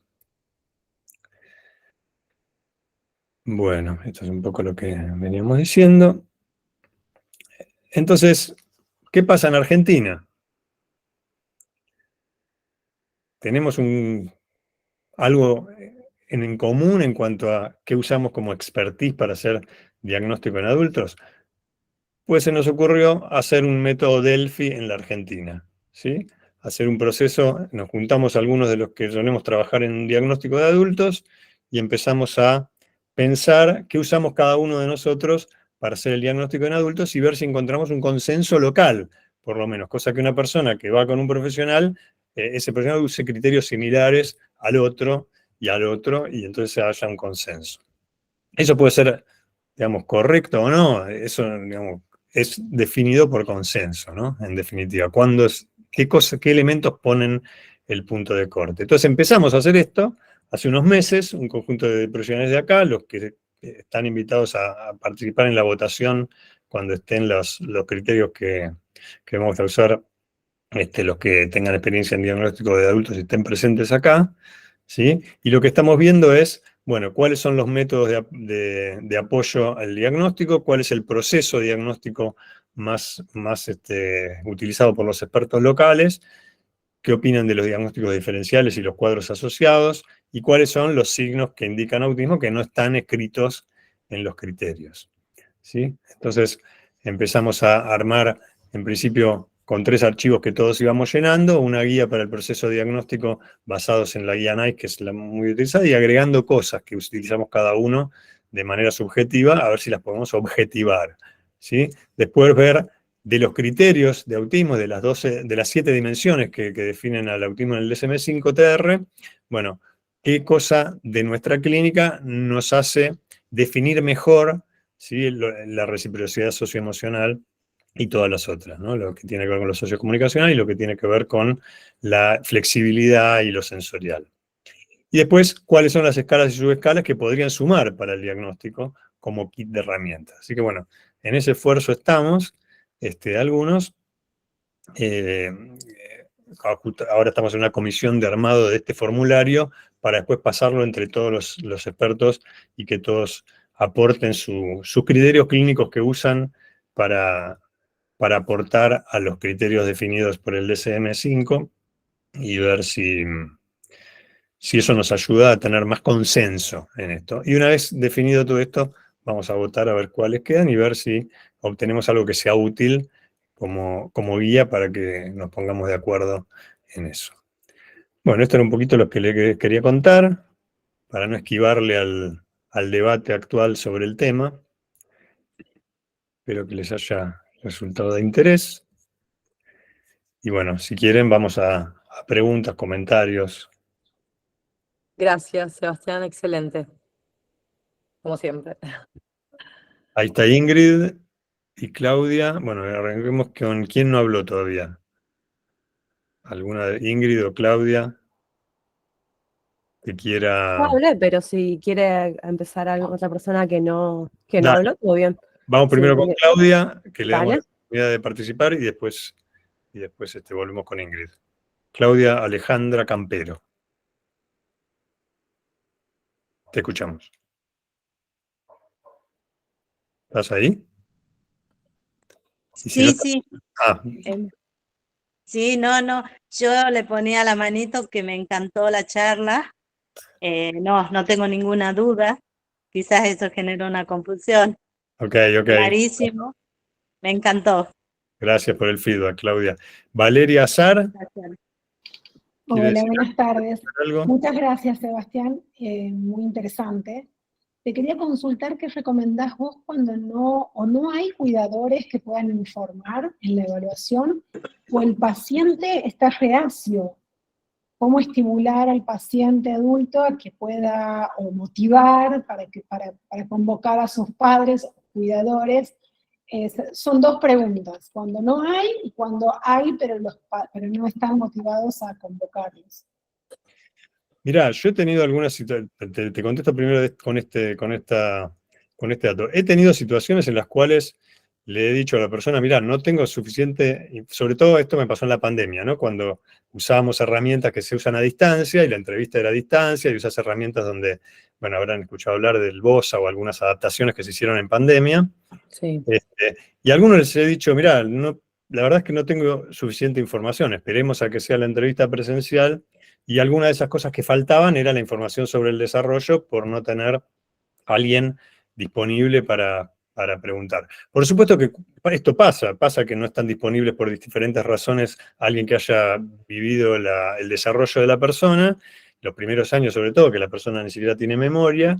Entonces, bueno, acudimos a lo que se pueda, ¿sí? Acudimos a los informes del jardín, informes de consultas que se hayan hecho en esa época, informes de la escuela, lo que se pueda. A veces hay videos familiares, les pedimos que los busquen, y de cuando era bebé, de cuando era niño pequeño, si puede recuperar, a veces fotos, ¿no? Todo lo que se pueda que nos permita apoyarnos en eso lo más posible. Y bueno, y a veces no lo conseguimos y tenemos que basarnos en lo que la persona recuerda, que bueno, suele ser bastante más tardío que los primeros años donde aparecen las primeras características, pero bueno,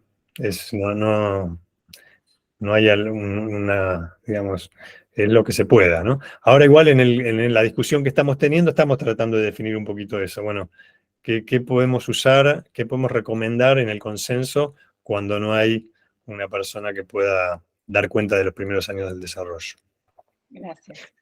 Vamos con Ingrid. Bueno, por un lado, qué bueno lo del consenso, o sea, hace falta mucho en Argentina. Sé que tenés una larga trayectoria y tenés publicaciones y demás.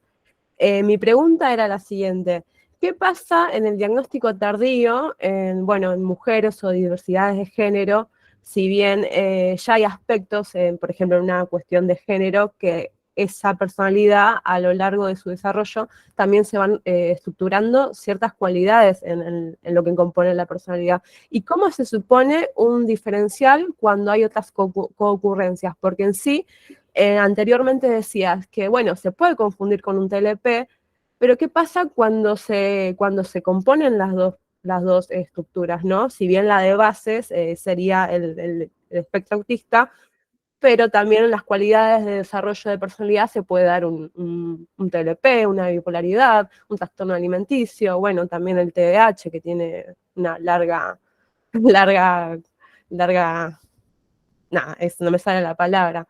Y por otro lado, si se puede hacer a nivel personal, ¿cuál es tu método de diagnóstico? ¿Cuál es tu forma? Si se puede saber qué escalas usás, no sé, eso. Si se puede saber, si no, todo bien. Sí, sí. No, en principio lo primero que preguntabas, bueno, por eso decía, alguien no puede ser un buen diagnosticador de una condición del espectro autista si no conoce el resto de los cuadros de la salud mental con la misma intensidad, digamos, ¿no?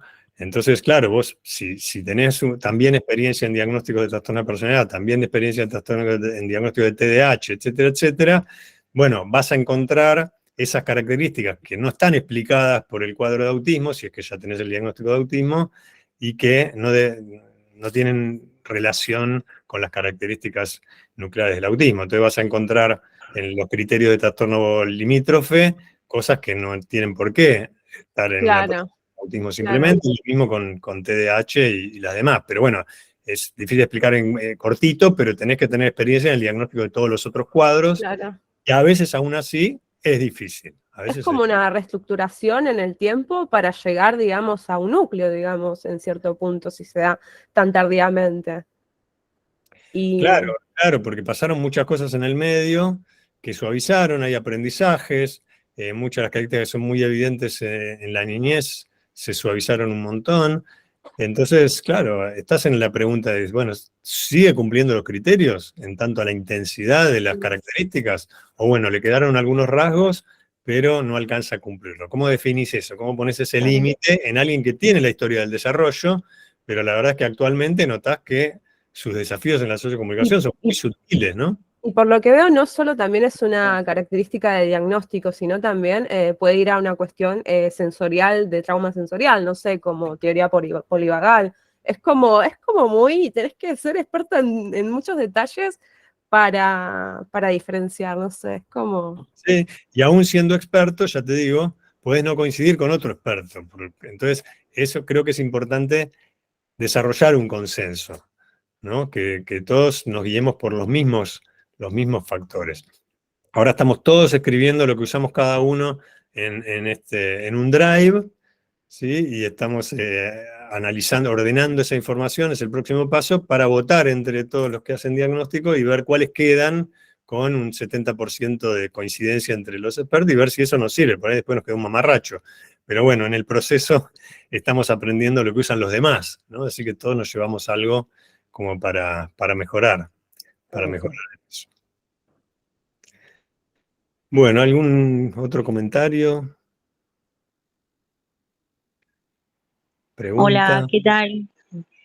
¿Qué tal? Buenas noches, doctor. Hola. Nada, bueno, yo desde lo que es la pediatría y la psiquiatría infanto-juvenil veo que por lo que hoy expuso es muy diferente en lo cómo uno aborda un chiquito con autismo y un adulto, porque obviamente tiene todo su bagaje previo y toda su experiencia y todas sus vivencias previas a cómo por ahí con un chiquito uno quizás en la pesquisa uno es como más, no fácil, pero quizás uno está más con la mirada de diferente manera, como más afilada de alguna forma, siendo pediatra o psiquiatra infanto-juvenil, en el diagnóstico quizás. Pero veo que la verdad es que es bastante complicado en lo que es el abordaje en adultos, y la verdad es que, bueno, para mí fue bastante esclarecedor porque la verdad es que con adultos no tengo mucha experiencia. De hecho, bueno, en algún momento voy a hacer la especialidad de posgrado en adultos, en psiquiatría, pero bueno, la verdad es que muy interesante, doctora, así que le quería agradecer. Gracias, Ana, por el feedback. Pero es interesante lo que decís, porque fíjate que en la mayoría de los cuadros de la salud mental pasa lo contrario. ¿Y por qué es Exacto. eso? ¿Por qué? Porque los criterios fueron definidos en los adultos y después adaptados a los chicos. Y en el caso del autismo y el déficit de atención, por ejemplo, es al revés. Fueron Es al definidos revés. primero en los niños y después tuvieron que adaptarse a los adultos. Entonces ya de base tenés una dificultad, ¿no? De que tenés que adaptar criterios que fueron descriptos para otra edad, ¿no? Otra etapa de la vida. O sea que lo que a vos te pasa, a los psiquiatras de adultos les pasa con la mayoría de los otros cuadros de salud mental, ¿no? Cuando ven un niño y dicen, pero ¿cómo hace para hacer encajar un niño que no tiene tan claras las características de ningún cuadro en trastorno bipolar o trastorno depresivo que son definidos para los adultos? Para los adultos. Fíjate que recién ahora en el DSM-5, en el estrés postraumático, que todo el mundo sabe que es muy distinta la forma de presentación en los niños, recién Sí. ahora hicieron criterios diferenciados para los menores de 6 años, después de un Sí. montón de tiempo, ¿sí? Pero muchos de los otros cuadros no. Y así No. la confiabilidad, incluso en los estudios de campo del DSM-5, hay algunos de los diagnósticos más populares, digamos, o más frecuentes, que dieron poco confiables y que se hacen de hace un montón de tiempo. Entonces, eso es un tema que no es solo en el caso del autismo, ¿no? Sino en todos los diagnósticos que son fenomenológicos. De ahí parte la cosa. Entonces, otra línea de trabajo que hay es buscar diagnósticos más relacionados con la etiopatogenia. O sea, buscar endofenotipos o buscar distintas características relacionadas con las causas o el mecanismo de producción de los síntomas, qué pasa en el cerebro, etcétera, que bueno, es una línea, ¿sí? En todo caso, hay que ver si eso lleva a un buen puerto. Está bueno seguir todas las líneas siempre. Y sí, de alguna manera, bueno, uno tiene que, como usted dice, llegar a como un consenso y poder, a medida que se va armando este consenso, llegar a diferentes puertos, ¿no? Y poder hacer una línea única y, bueno, en base a eso, poder esclarecer un poquito más el panorama, porque la verdad es que en niños uno como que estamos un poco más alineados en cuanto a lo que es el autismo, pero todavía hay vacíos, hay baches, hay cosas intermedias que la verdad es que no, quizás uno no está tan avisado, pero en adultos es más todavía, es mucho más. De todas maneras, a partir de esto que decís, quiero decir algo, por ahí es obvio, pero me gustaría aclarar, ¿no? Que una cosa es el diagnóstico sindrómico, o sea, cómo se llama el cuadro que tiene una persona, y otra cosa es el diagnóstico de situación o el diagnóstico de trabajo. En nuestro trabajo nos importa más el segundo, nos importa más no cómo se llama, qué nombre le ponemos a lo que tiene, sino qué podemos hacer para que esa persona mejore su calidad de vida. Claro. Entonces, ese diagnóstico de situación que involucra muchas más cosas de las que hablamos hoy, ¿sí? Evaluaciones de distintas áreas, etcétera, que no tiene que ver con el nombre del diagnóstico, y para nosotros es más importante, porque a mí me interesa más saber, bueno, qué ayuda necesitas, qué apoyo necesitas, qué necesitas desarrollar, o eso me va a interesar más. Pero de todas maneras, el diagnóstico sindrómico, que es el que estamos hablando hoy, y bueno, es importante también tener un consenso en relación a eso. Claro. Y sí. Pero, Y sí. repito, me parece que el diagnóstico de situación, el diagnóstico de trabajo, que requiere ya múltiples evaluaciones de distintas áreas, que no tiene que ver solamente con las características que definen el autismo, va a ser el más importante, ¿no? Nos quedan unas preguntitas y un ratito nada más. Muchas gracias, doctor. Claudia Campero. Paola Vergara.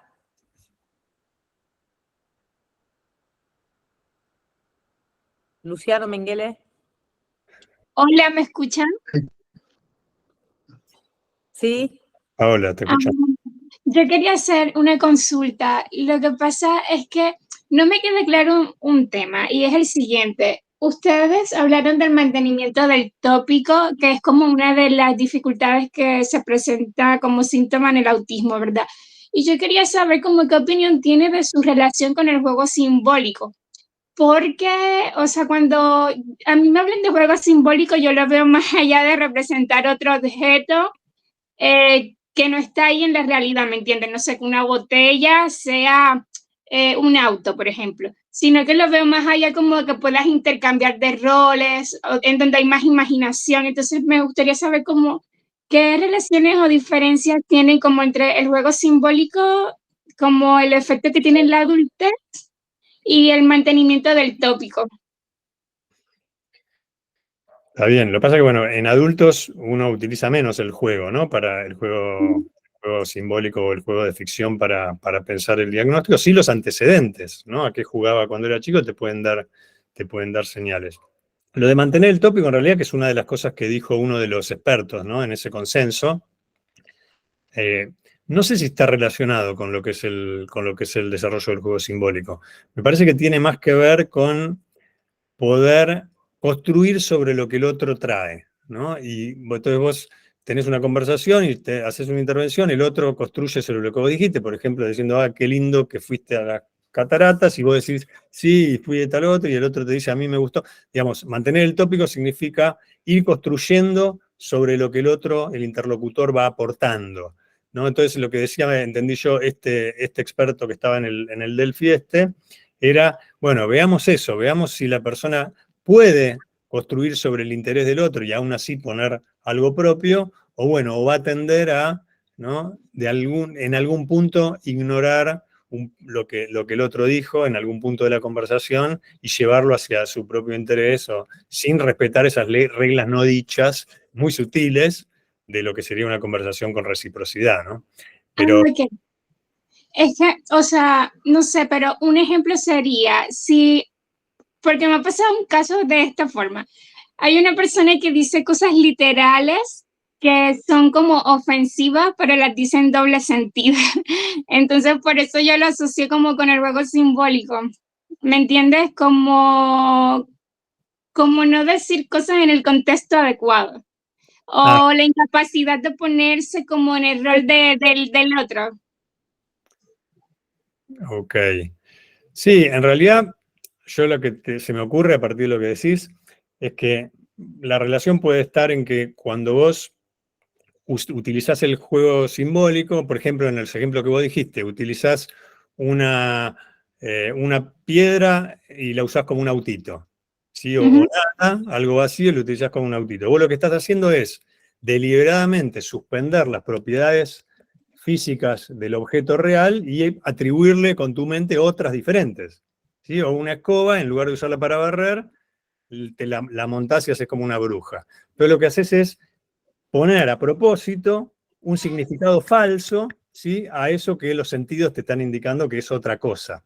Y en ese sentido, la metáfora o la ambigüedad en el lenguaje es similar. Vos suspendés los significados literales de las cosas para atribuirle un significado que no es el literal, ¿sí? Que es otro. Entonces, en ese proceso de suspensión de la realidad o de la literalidad para ponerle encima algo que no es cierto, algo deliberadamente falso, tal vez ahí haya algo en común entre lo que vos decís del juego simbólico y de la ambigüedad en el lenguaje o la metáfora, la flexibilidad en las interpretaciones del lenguaje según el contexto. No sé si te respondí. Sí, muchas gracias. Me quedo más tranquila porque pasé todo el tiempo pensando en eso. Gracias. Es un tema interesante. Es un tema interesante porque el juego simbólico, pensá que lo que le permite a los chicos es vivir experiencias emocionales con cosas que no van a vivir en la vida real si tienen suerte. O sea, los niños pueden incorporar significados sobre lo que es la pérdida, lo que es la violencia, lo que es la intimidad, sin experimentar eso. Y lo pueden hacer porque pueden jugar a eso. Entonces el día de mañana, cuando se lo enfrenten en la realidad, van a tener alguna palabra para nombrarlo, les va a significar algo, les va a resultar de alguna forma familiar. Y eso es importante para el desarrollo, porque el desarrollo necesita que uno experimente todos los rangos de emociones, no solo lo que le tocan en la vida, sino todos aquellos que experimenta a través del juego. Qué parecido a lo que pasa con el juego sensorio-motriz, ¿sí? ¿Por qué los chicos juegan saltando, corriendo, haciendo posturas extrañas o haciendo cualquier les divierte correr y hacer deporte? Bueno, en ese caso no sirve para nada, digamos, no está mejorando eso su supervivencia o su reproducción, pero está ejercitando movimientos, patrones de movimientos y músculos que después sí le van a servir en la adultez. Por eso seguimos jugando, en general. Después de todo el tiempo de evolución del humano, seguimos disfrutando jugar porque indudablemente tiene alguna ventaja evolutiva que te guste jugar. Porque si jugás, vas a experimentar de chico todas esas cosas sensoriomotoras y todas esas cosas simbólicas que después te van a permitir acceder cuando llegues en el mundo real a eso. Bueno, nos fuimos de tema, pero es un tema interesante. Nos quedan unos minutitos. Luciano Mengele. Mientras, antes de Luciano, te interrumpo un segundo, que veo que Andrea preguntó hizo algunos Y comentarios. viene después, Celeste. No, Celeste, venía. No, acá en el chat, hizo algunos comentarios interesantes en relación a el envejecimiento y lo que pasa con la calidad de vida y otras variables. De menopausia y autismo hay muchos papers publicados, gracias a Dios ahora. Bueno, gracias a los autores que lo investigaron.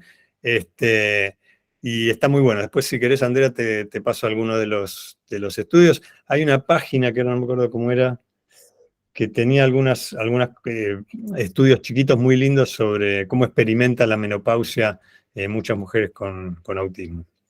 Sí, vamos a la pregunta, perdón que interrumpí, pero Andrea había escrito esto y quería comentarlo. Bien.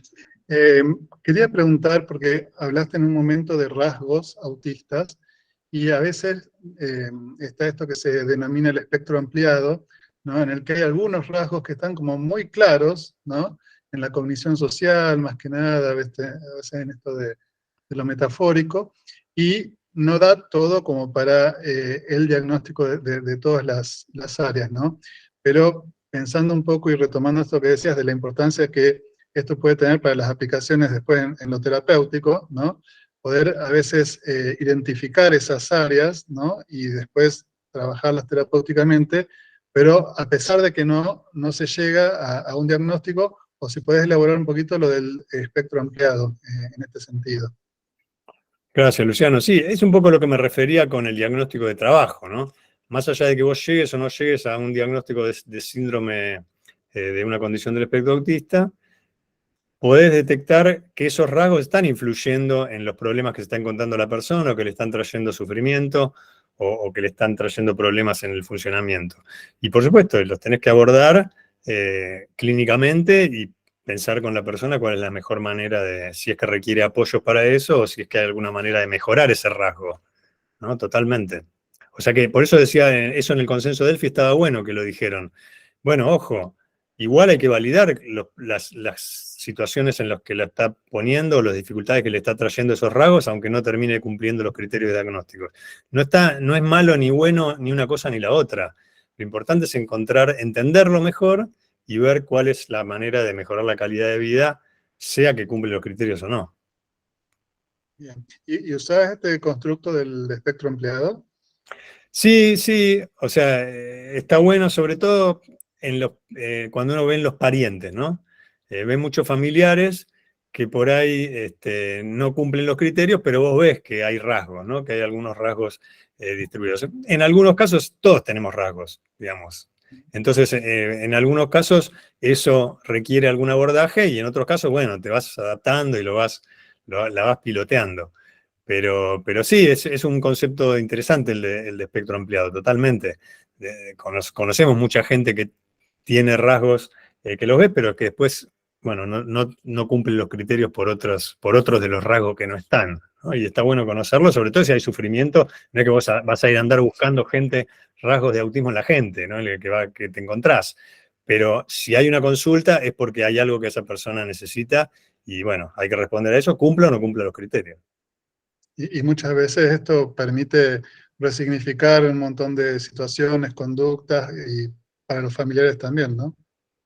Exacto, por eso cuando vos haces una devolución diagnóstica, sea cual fuera el diagnóstico, bueno, vas a hablar de describir la situación, cómo está en cada área esa persona, ¿no? Cuáles son las fortalezas, las áreas que tiene sobre las que se apoya para solucionar los problemas y cuáles son las áreas que pueden o requerir apoyos o requerir un abordaje terapéutico. Totalmente. Muchas gracias, muy claro todo. Gracias. Gracias. Bueno, y Celeste, nos quedó Vamos con la última. por la última, sí. Hola, ¿qué tal? Sebastián, te hago una consulta. Quería saber en relación a esto del consenso que vienen hablando, si hay algún tipo de consenso acerca de cuáles son las especialidades, por decirlo de alguna manera, que se encuentran en mejor condición de realizar una evaluación diagnóstica de autismo en adultos. Más que nada teniendo en cuenta que es necesario el conocimiento sobre psicopatología, o sea, por lo menos. Total. Mirá, no hay las guías en general, por ejemplo, yo te mencionaba la guía NICE, que es una súper utilizada y habla de experto en diagnóstico de autismo. No te habla de profesiones o cuáles son las competencias de las profesiones, sino que es, bueno, eso, porque la verdad es que es cierto, puedes tener un psiquiatra infanto-juvenil que no sabe hacer diagnóstico de autismo, por más que la mayoría sabe, o podés tener qué sé yo, Sí, o un psicomotricista que hizo el ADO y el ADIR y que considera que está habilitado por evaluar adultos, por ejemplo, con esas dos herramientas. sí, no, por eso, no alcanza con estar entrenado de las herramientas. Tenés que tener experiencia en el proceso diagnóstico de cualquier cuadro de autismo y asociado, cualquier otro cuadro del desarrollo o de salud mental. De todas maneras, dentro de poquito, espero, vamos a tener el consenso de acá de que también hicimos esa pregunta. ¿Quién le parece que tiene que ser? ¿Cuántas personas? ¿Cuántas sesiones? A ver si llegamos a algún consenso en relación a eso. Bien, y la otra que la había hecho por el chat también, era si ya contaban con la publicación de la validación o adaptación de AMSE en Argentina, que yo esto ya te lo había preguntado una vez, y me dijiste que estaban ahí con Panacea. Sí, está terminada la investigación, estoy con algunos temas de tiempo para terminar de escribir el artículo y sacarlo, pero es inminente. Ok, bien, genial. Gracias. De nada. Bueno, nada, cerramos. Gracias, Sebastián. Bueno, buen año para todos, que terminen bien y nos vemos el año que viene. Yo voy a mandar información del segundo ciclo, como les comenté. Y bueno, gracias por estar y va a estar todo grabado y colgado en el YouTube de la AP. Ahí están todas las clases. Y bueno, también tienen nuestro Instagram o el mail porque pueden comunicarse con nosotros. Bueno, Gracias, María, y muchas gracias a todos por la participación. nos vemos. Muchas gracias. Muchas gracias, un placer.